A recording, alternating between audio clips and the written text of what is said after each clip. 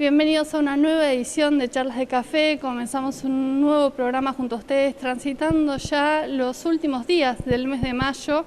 Y dado el contexto y que la situación sanitaria a nivel local es realmente preocupante, nosotros decidimos comenzar este programa desde el Palacio Municipal junto al señor doctor Gabriel Guerra, que nos va a hablar un poquito de la situación actual y de las medidas a tener en cuenta. Gabriel, muchísimas gracias por hacerse un ratito para hablar con nosotros. No, gracias a vos, un gusto. Bueno, la situación es realmente preocupante y creo que mucho más de las puertas para adentro de lo que en realidad tomamos conciencia todos nosotros, ¿no? Sí, es así.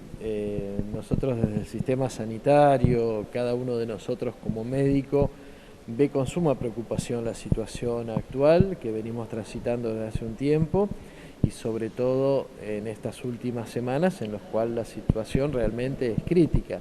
Quizá hay muchas cosas de puertas adentro que uno trata de exteriorizar, pero quizá no se ven. La dimensión del trabajo que hay que realizar para poder sostener de la mejor manera posible la atención en este contexto de pandemia es mucha, y por eso es que uno cuando ve, porque hay ciertos parámetros o ciertos indicadores que a nosotros nos van marcando lo que puede llegar a suceder en la próxima semana o en los próximos 10 días, es cuando uno insta a profundizar tanto las medidas de prevención como quizá más allá de algunas antipatías que puedan producir ciertas restricciones, y restricciones que no son caprichosas. Este tipo de restricciones no se me ocurren a mí, no se le ocurre al municipio, no se le ocurre a la provincia, sino que son indicadores que están a nivel mundial y que dicen de qué manera hay que frenar la circulación de la población, qué lugares son los más riesgosos, qué franjas horarias son las que más condicionan riesgo, y a veces pareciera como que algunos se toman en chiste, decir que el virus circula a esta hora y a otra hora no. No es caprichoso esto. No es caprichoso, sino que cuando uno puede, o en realidad cuando uno no puede realmente terminar con esto, lo que tiene que hacer es disminuir los riesgos. Y estas medidas van todas dedicadas a disminuir al máximo los riesgos dentro de las posibilidades que se tienen. Desde el punto de vista sanitario, de acelerar el diagnóstico, de realizar el bloqueo y aumentar en la capacidad posible la disposición de la internación. Desde el punto de vista de las medidas de prevención, más allá de las que todo el mundo conoce, que son el uso de barbijo, la higiene y el distanciamiento social, que parece cansador decirlo, pero todavía hay que seguirlo diciendo y tenemos que acostumbrarnos a esto, y vamos a tener que seguir con estas medidas durante seguramente un largo tiempo más. El hecho de disminuir la circulación de la población, disminuir la interacción social de alguna manera, son las únicas cosas que, más allá de la inmunización, que va a dar una gran mano, pero no la totalidad, hasta que no se vacune toda la población objetivo al menos, para poder salir de la mejor manera posible de esta situación de pandemia que sabemos se llevó muchas vidas, se llevó muchos pacientes con secuelas. También es cierto que la pandemia no es un fenómeno exclusivamente de salud y va mucho más allá de eso, por lo tanto también uno entiende los problemas económicos, sociales, educativos que ha generado, y bueno, entonces uno tiene que manejar estas cosas en un delgado equilibrio entre el permiso y la restricción. Algunas medidas que se tomaron muy recientemente, como ciertas restricciones en las clases y demás, ¿tienen algún efecto o lleva mucho tiempo que eso empiece a dar efecto en la disminución de casos? Mira, desde una primera instancia, incluso del análisis y de la apreciación personal mía y que pude transmitir a toda la comuna, en realidad las clases presenciales para mí son un derecho y algo que deben tratar de, las clases presenciales obviamente, ¿no?, que deben tratar de mantenerse, pero en la medida en que los marcadores sanitarios nos lo permitan. Si bien es cierto que no hemos detectado casos de clúster o conglomerados de contagios dentro de las aulas o de los colegios, sí hubo muchos docentes, no docentes y niños que estuvieron involucrados en contagios fuera, extramuro del colegio. Pero lo que uno busca con esta medida no es actuar sobre eso porque obviamente sería incongruente a lo que uno está presentando. Va dirigido a disminuir la circulación de la población. Si nosotros tenemos a nuestros chicos en casa, sabemos que la masa de trabajadores de la educación en Tres Arroyos está en 3.500 personas, más sus familias, lo que uno hace a través de eso es limitar una circulación, el encuentro de los padres cuando llevan a los niños, cuando los esperan, cuando los retiran, y obviamente tiene también un efecto secundario. Dentro de eso después uno fomenta que hay cumpleaños, que hay encuentros entre padres, que de alguna manera al estar esto restringido también terminan restringiéndose. Por eso, con respecto a las clases presenciales, si bien considero de que en la medida en que se pueda hay que volver, este era el momento de poder dejar a los niños y al personal educativo en las casas. Estamos todavía transitando el otoño. Sabemos que empieza el aumento de frío y también se empiezan a presentar otros problemas en cuanto a otras patologías que son propias de esta época y que también pueden complicar el sistema sanitario, digamos. De cara a eso, ¿vos creés que estamos a tiempo de tomar otras, o que habría que tomar otras medidas antes de que eso suceda? Hay que seguir manteniendo las medidas de cuidado que hasta el momento estamos propugnando. En invierno, obviamente, se exacerban todas las patologías respiratorias. Por lo tanto, tenemos que tratar de terminar el otoño y llegar al invierno con la menor cantidad de casos posibles de coronavirus para poder volver a tener la posibilidad de utilizar esas camas también en el paciente que tiene patologías pulmonares o respiratorias crónicas. Es cierto que cuando un virus prevalece sobre los otros, la mayoría de los casos que va a haber de patología respiratoria van a ser de coronavirus. Y el problema es que este virus, como estamos viendo estas últimas semanas, está afectando a una población mucho menor que en otras situaciones no requería de internación y en estos momentos lo está requiriendo, y que las internaciones son prolongadas, por lo tanto los días, camas de ocupación son largos, y es ahí donde nosotros tenemos un cuello de botella entre la posibilidad de generar más recursos para la internación de los pacientes que lo ameriten. Hasta el momento no hemos tenido que dejar a nadie sin internar por falta de cama. Sí hemos tenido que inventar miles de cosas como para poder ampliar hasta la capacidad operativa.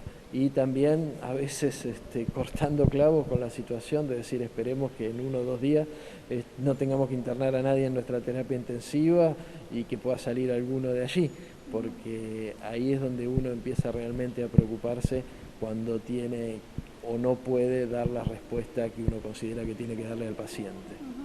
Sabemos que ha habido algunas modificaciones en cuanto a la dinámica para hisoparse y para acceder al hisopado. Me gustaría que repitas un poquito, en principio, cuáles son los síntomas claves a tener en cuenta, los días, los periodos para decidir un aislamiento en principio o estar atento al contacto y en cuanto a acceder al hisopado. Mira, en principio, hoy por hoy, los síntomas característicos de esta enfermedad son muchos. Tenés desde síntomas respiratorios hasta síntomas digestivos y síntomas generales. De los síntomas generales tenés la fiebre, la cefalea, las mialgias o dolores corporales. Desde el punto de vista digestivo, el dolor abdominal, los vómitos y diarrea. Y desde el punto de vista respiratorio, desde una simple congestión nasal hasta el dolor de garganta intenso, la presencia de tos, agitación y dificultad respiratoria. Obviamente, ante cualquier tipo de estos síntomas, uno lo primero que tiene que sospechar en esta época, sobre todo si ha tenido acceso de algún punto de vista epidemiológico a algún paciente que sabemos que fue aislado, que tuvo la enfermedad o que estuvimos en alguna situación de riesgo, es lo primero que tenemos que pensar. Lo ideal es realizar el estudio alrededor de las 48-72 horas de la presencia de los síntomas, ¿sí?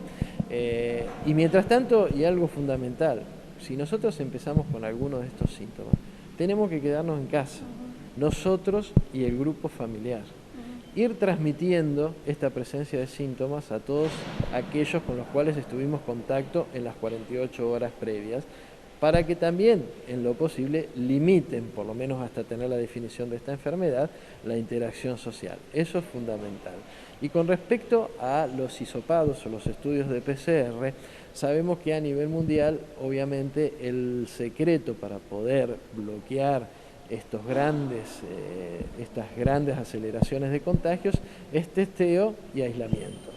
Entonces lo que nosotros estamos como estrategia es tratar de aumentar el número de testeos, y realmente dentro de nuestra ciudad tenemos un número importante, por suerte, desde el punto de vista oficial, a través de haber podido desarrollar dentro del laboratorio la posibilidad de realizar estudios de PCR, cuando ustedes recuerdan que en otros momentos teníamos que derivar estas muestras, los resultados demoraban 4 o 5 días, en los cuales hay muchos distritos que todavía están en esa situación.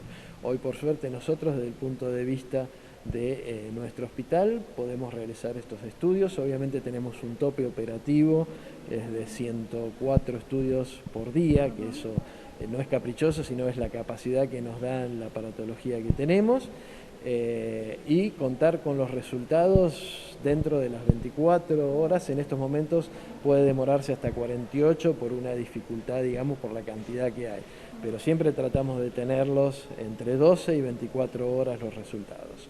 Mientras tanto, obviamente el paciente tiene que saber que si tiene los criterios para hisoparse, desde ese momento se tiene que quedar en su casa junto con todo su grupo familiar, y eso es fundamental, porque a veces uno ve que hay gente que dice, no, mañana me voy a ir a hisopar, y ese día salió y al otro día fue y se hisopó y realizó sus actividades normales hasta esperar el resultado. No, uno desde que empieza con los síntomas tiene que considerarse que está infectado con coronavirus, y desde ese mismo momento establecer las medidas de aislamiento. Todos somos peligrosos hasta que se demuestre lo contrario, ¿no? Sí, capaz que todos somos factibles de estar contagiados y de contagiar, porque sabemos que también hay un porcentaje importante de gente asintomática que sin saberlo transcurre realizando sus actividades y quizá contagian. Por eso es las medidas de distanciamiento, del uso de barbijo y de la higiene. Hoy por hoy, aparte, sabemos que los laboratorios privados de nuestra ciudad también realizan ese tipo de estudios.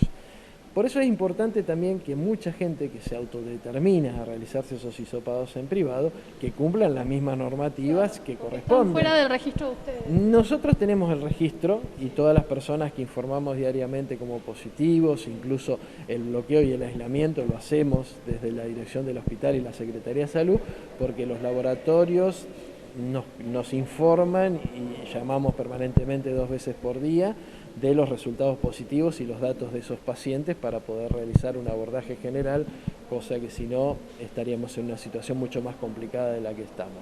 Pero aquellas personas que por su cuenta arriban, tienen que cumplir con los mismos requisitos, es decir, no inmediatamente ir y hisoparse y les dio negativo y seguir, porque a veces no son los tiempos ideales para realizarlos.